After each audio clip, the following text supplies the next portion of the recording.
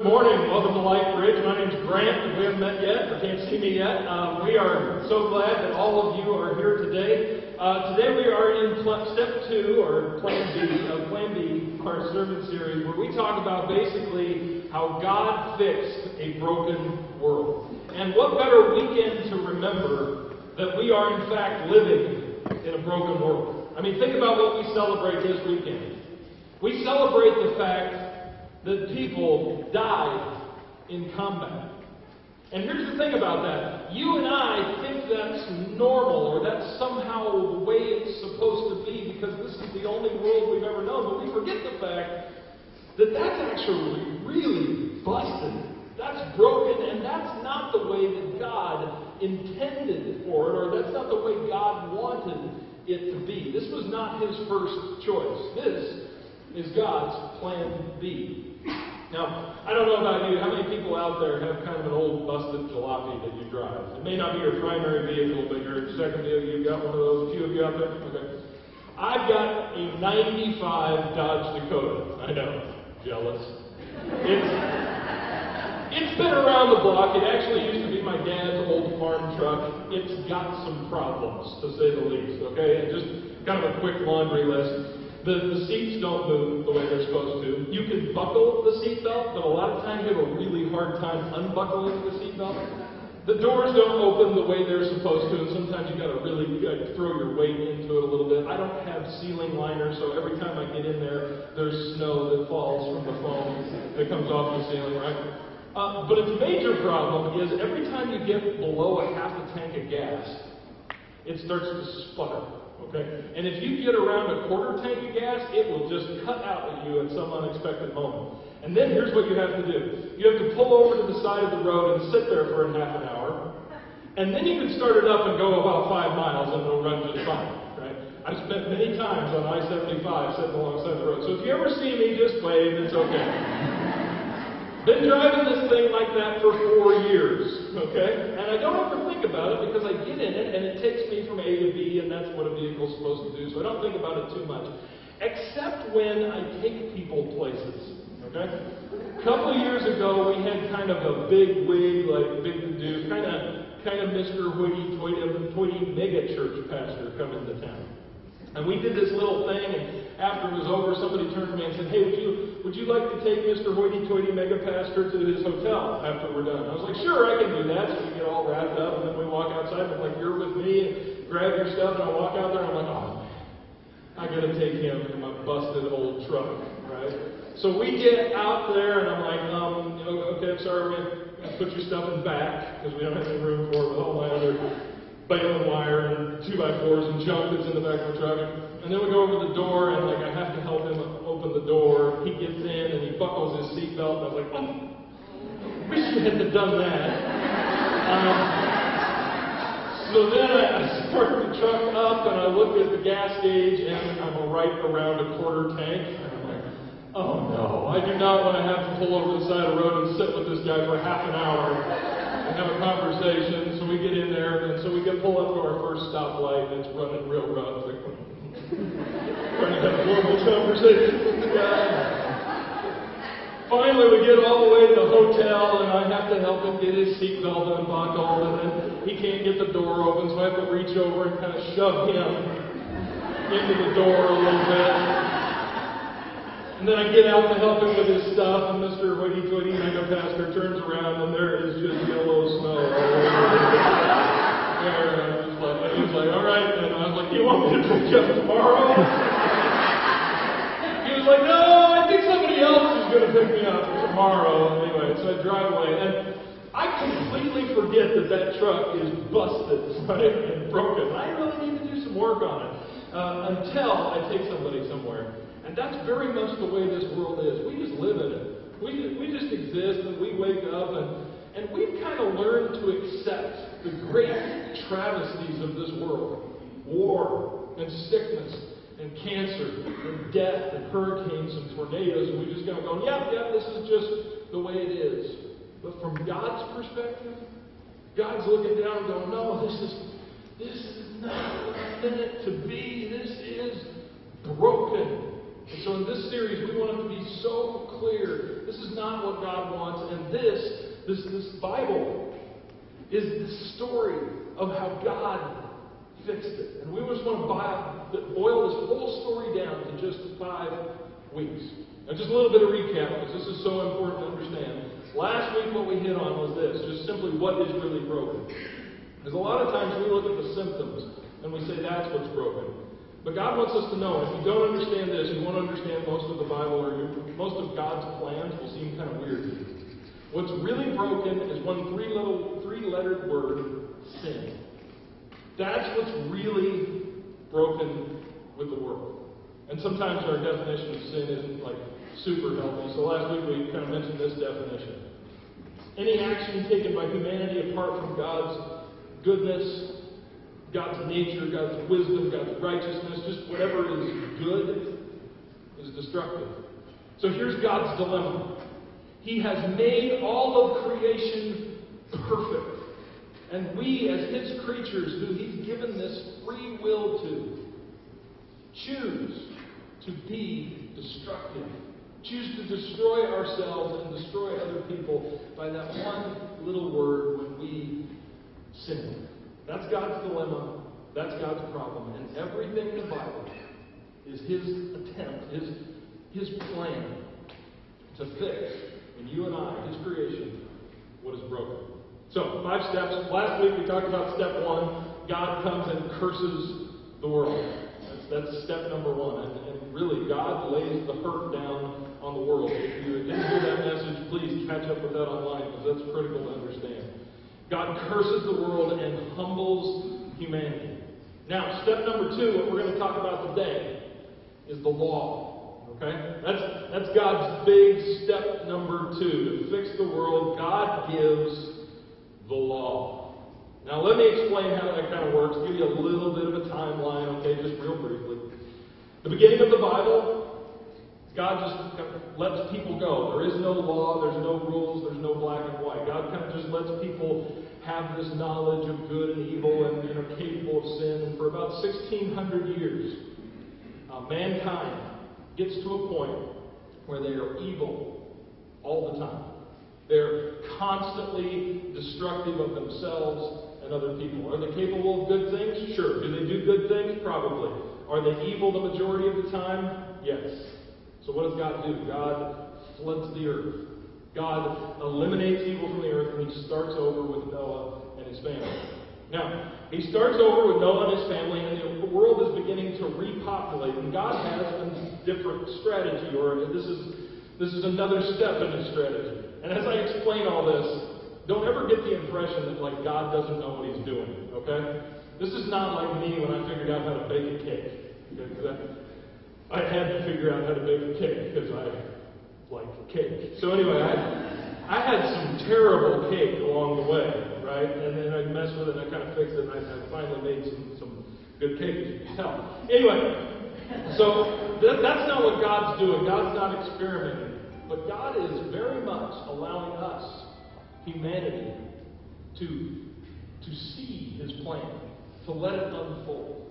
So here's what God does. Destroys the earth, floods it, restarts. The earth is beginning to repopulate.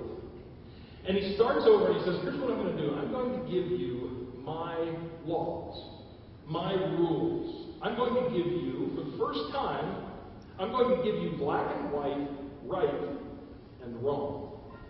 Now, here's how He does that. He does it by seeding a nation. So He comes to a guy by the name of Abraham. He says, Abraham, you are going to be the father of a great nation, and your kids are going to be as vast as the stars in the sky and as numerous as the sand on the seashore. You're going to have this huge nation. And Abraham and his wife give birth to Isaac, and Isaac and his wife give birth to Jacob, and Jacob and his wife give birth to a whole lot of kids. Okay? Over 12 kids they gave birth to. They were the first Catholics in the Bible. So anyway, just look that up online. It's not accurate. Anyway, so they have lots of kids, and they give birth to kids. And then you skip 400 years later, and 400 years later, Abraham's seed has now become this great nation by the name of Israel. Now, God at this point, 400 years in this nation, and they're just as vast as the sand on the seashore and the stars in the sky, God at this point comes in and takes ownership of this nation, this people. And you probably know how he takes ownership of it. They are in slavery in Egypt, and God swoops in and he says, okay, here's how I'm going to take ownership of you. I'm going to free you from your slavery. I'm going to throw off your shackles, and I'm going to do it in an incredible, awesome, terrible way. And he rains down his awesome power on Egypt and sets his people free. They cross over the Red Sea. They go out into the desert. God takes them to a place called Mount Sinai. And this is his whole point. He says, okay, now you're my people. You're not slaves anymore. Here's how you're going to live. And he gives them the law. He says, I want you to live by this law. The law consists of over 600 commandments in the Old Testament. Big, big law. Lots of do's and don'ts. And this is his description in Deuteronomy chapter 6. As he gives them the law through Moses, this is what God says. Hear, O Israel, the Lord our God, the Lord is one. Love the Lord your God with all your heart, and with all your soul, and with all your strength. These commandments, or this law, that I give you today are to be on your hearts. Impress them on your children. Talk about them when you sit at home and when you walk along the road, when you lie down and when you get up. Tie them as symbols on your hands and bind them on your foreheads. Write them on the doorframes of your houses and on your gates. In other words, remember what I'm about to tell you. Remember, carry it with you, talk about it with your kids. This is to be your everything. Verse 10. When the Lord your God brings you into the land swore to your forefathers, Abraham, Isaac, and Jacob, to give you, a land with large, flourishing cities you did not build, houses filled with all kinds of good things you did not provide, wells you did not dig, and vineyards and olive groves you did not plant, then when you eat and are satisfied, be careful that you do not forget the Lord who brought you out of Egypt, out of the land of slavery. In other words, don't forget this law. Don't forget this command. Don't walk away from it. Then comes verse 20. In the future, when your sons ask you, what is the meaning of the stipulations, decrees, and laws the Lord our God has commanded you? Tell them, we were slaves of Pharaoh in Egypt, but the Lord brought us out of Egypt with a mighty hand. Before our eyes, the Lord sent signs and wonders, great and terrible, on Egypt and Pharaoh and his whole household. But he brought us out from there to bring us and to give us the land he promised an oath to our ancestors. The Lord commanded us to obey all these decrees and to fear the Lord our God, so that we might always be prosperous and kept alive, as is the case today. Okay, so, and then there's just this one last line. This is everything you kind of need to know about the law. He says, and if we are careful to obey all this law before the Lord our God, as he commands us, that will be our righteousness. Right? So God's got the problem. People sin, which is to pull away from God's goodness or God's righteousness. And so now he gives his people his law, and he says, if you follow these laws, you will come close and you will have my righteousness, and the gap will be closed. Now this is the contract. This is the Old Testament. This is the plan that God had. He's like, you just do this, and you will be good with me. We're going to be cool. And I will give you good things, and I will go out ahead of you. But he also said this, but if you don't follow it, life's going to be hard for you. I'm going to make things tough for you. I'm going to discipline you like I would a child. So here's the deal. You do what I want, things go good. You don't do what I want, things are going to go bad. And this is how you will have a relationship with me. And here's the thing, and this is so important to get it. The law didn't work. Now let me kind of give you an idea of what the law is. I wanted a way to kind of describe like what the law was, to get it out there, but I knew I couldn't stand up here and read all 600 commands. So here's what we're going to do today. We're going to give out the Old Testament awards. Okay? We're going to go into the law, and we're going to have the awards for different laws, and you'll kind of get a taste for what the big picture of the law looks like. Okay? So the first award is going to go to the parent favorite. Okay? So parents probably really liked this verse and quoted it in the Old Testament, and you as a parent may want to memorize this and quote it yourself. Here it is. Anyone who curses their father or mother is to be put to death. Right? Gotta be a favorite, right? Your kid's about to say something, and you're just like, Exodus 21:17. Got a knife in your hand. Okay. So as you can tell, the law was very good. I mean, that's a very good principle, right? You shouldn't curse your father and mother, but it was also very intensely harsh. Okay? Next one. The hardest to accomplish. I just imagine this one happening. Anyway, let's read it. If a bull gores a man or a woman to death, which, again, is very specific to their culture, okay? The bull is to be stoned to death. Okay, that doesn't mean you're going to get high with the bull. That means, you know what I could go for is a hamburger. Anyway, they must be stoned to death, and its meat must not be eaten. But the owner of the bull will not be held responsible. Okay? Now, this is the hardest to accomplish, and I don't know. I know many of you haven't grown up around livestock. Okay, but you grew up in Nebraska, worked with a lot of bulls and everything. It would be really hard to stone a bull to death. Okay, you would need a lot of stones and a lot of people. Okay, but it would be difficult. Next one on here, the nicest. Okay, so the law is filled with kind of some harsh stuff like you must kill a bull with stones, and it's really kind of heavy, good principles, but heavy. And then it's just these like beautiful, nice verses like this one. For 6 years you are to sow your fields and harvest the crops, but during the 7th year, let the land lie unplowed and unused. So you basically get a year off from farming. Then the poor among you, your people, may get food from it, and the wild animals may eat what is left. Do the same with your vineyard and your olive grove. So God's like, hey, you got to take care of everybody, right? And so everybody in the community, here's what I want you to do. I want you to work as hard as you can. I want you to make as much crops as you can. Bring home the harvest as good as you can. But on the 7th year, just let it lie.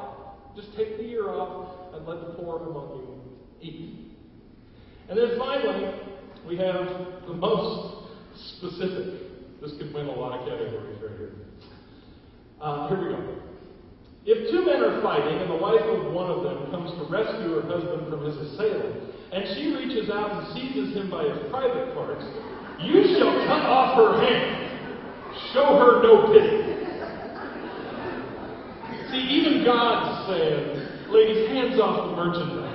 Right? Right there from God, don't do it.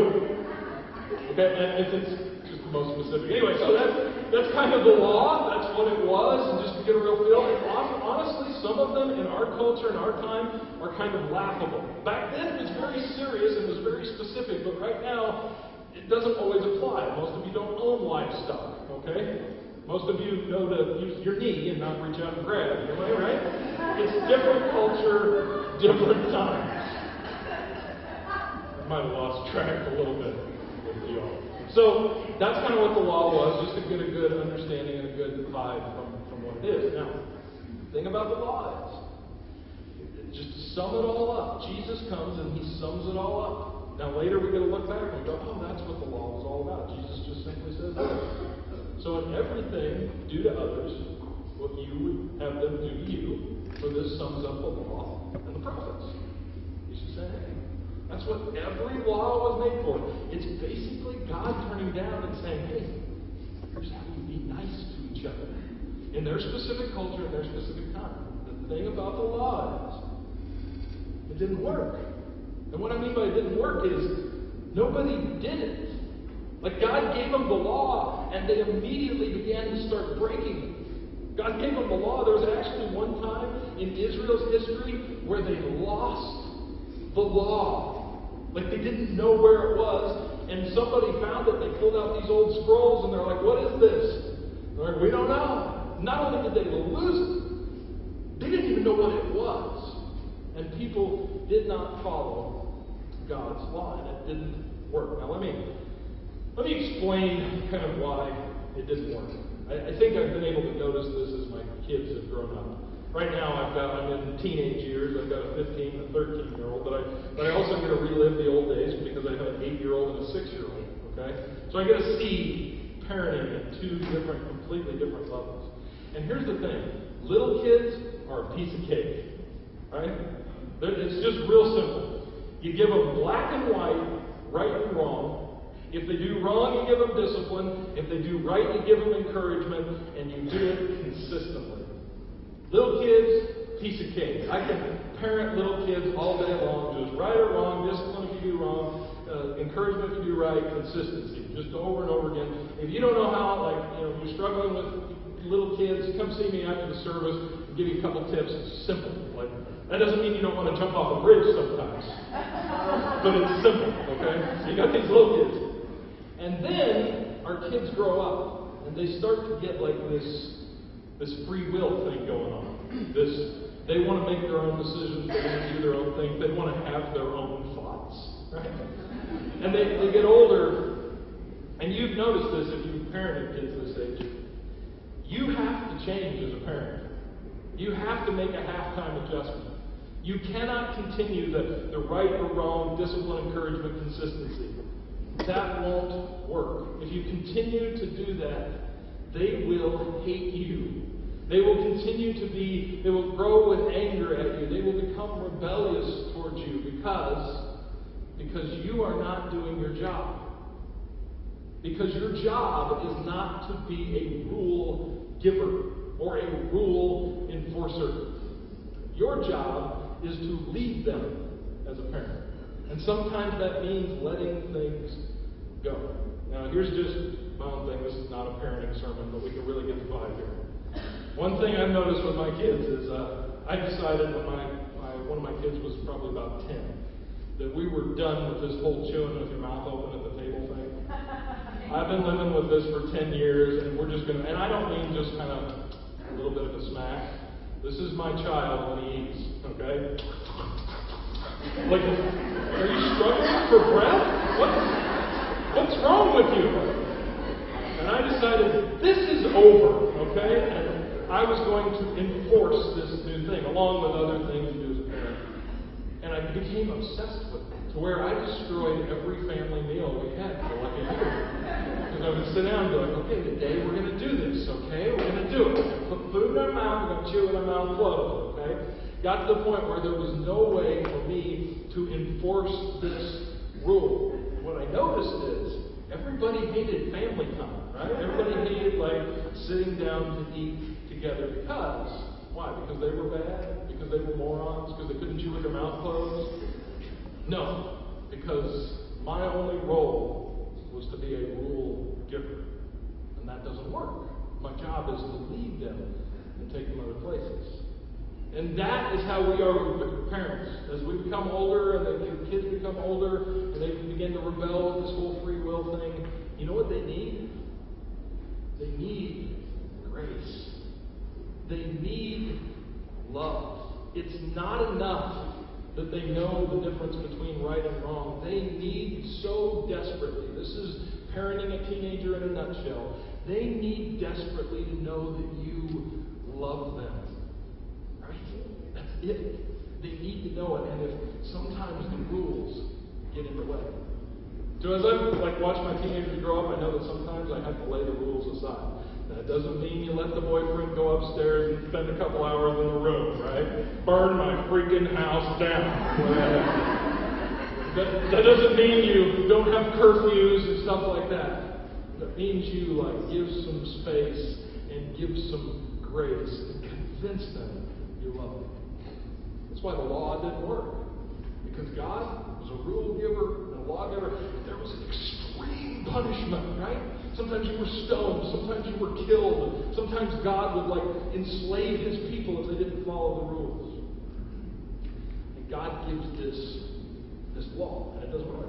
And people rebel against it. And then we jump into the New Testament. We're going to talk about this more next week. Jesus comes, and he dies on a cross. And you know what that did? That took the law, and it wiped it away. God, by Jesus dying on the cross for us, he took the old covenant, the old law. In case you've ever wondered why Christians don't really live out the Old Testament, that's why. Because he canceled it. He took it and he laid it aside, and he said, I will fulfill, through my death, I will fulfill the righteousness that you cannot manage to do on your own. For anybody that believes in Jesus. So let me look at Romans chapter 7. And this explains kind of the law and its place and how Christ fulfilled it. In Romans chapter 7, verse 7, it says, What shall we say? Is the law sinful? Certainly not. Nevertheless, I would not have known what sin was had it not been for the law.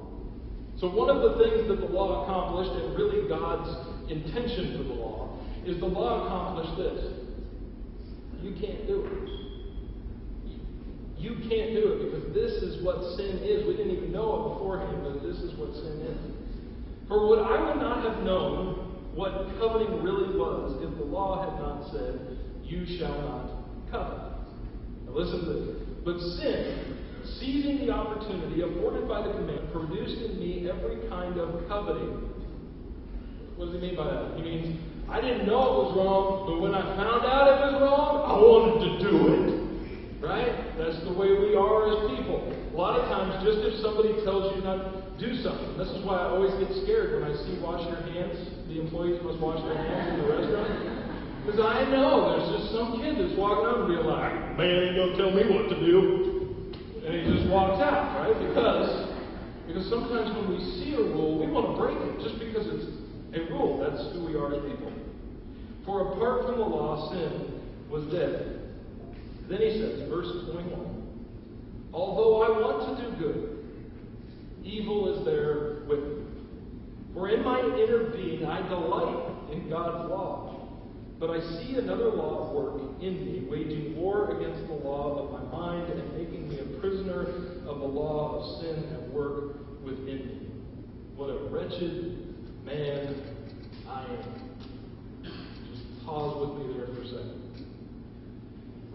Some of you here today are still trying to get right with God by following a bunch of rules.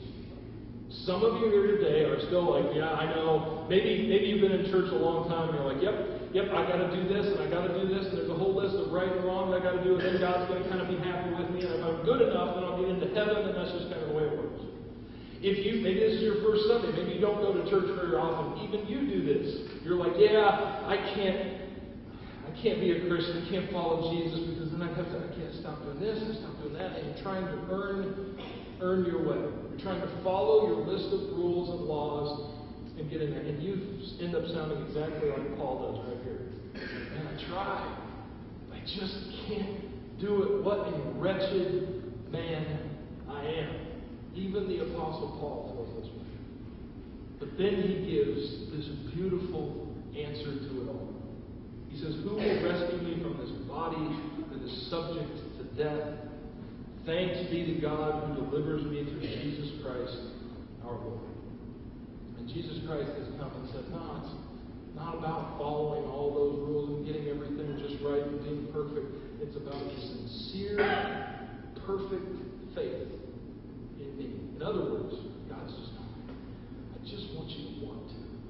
If you sincerely want to, if you give me all of you and all of your heart, man, I'll take it from there. I just need your faith. So today, I don't know where you're at or what spot you're in, but I want you to know, if you're trying to live this world, you're trying to do right and wrong, and this is how you're going to be good with God, it will stress you out, and a lot of times it'll bring you to the breaking point where you just stop and say, you know what, I can't do it. It's too much. And we end up rebelling against it. Here's what I would ask you. Just go before God sincerely and say, God, I just want to. My faith is there. I'm going to give it everything I got, and God, I pray that you would take it from there. Let me pray.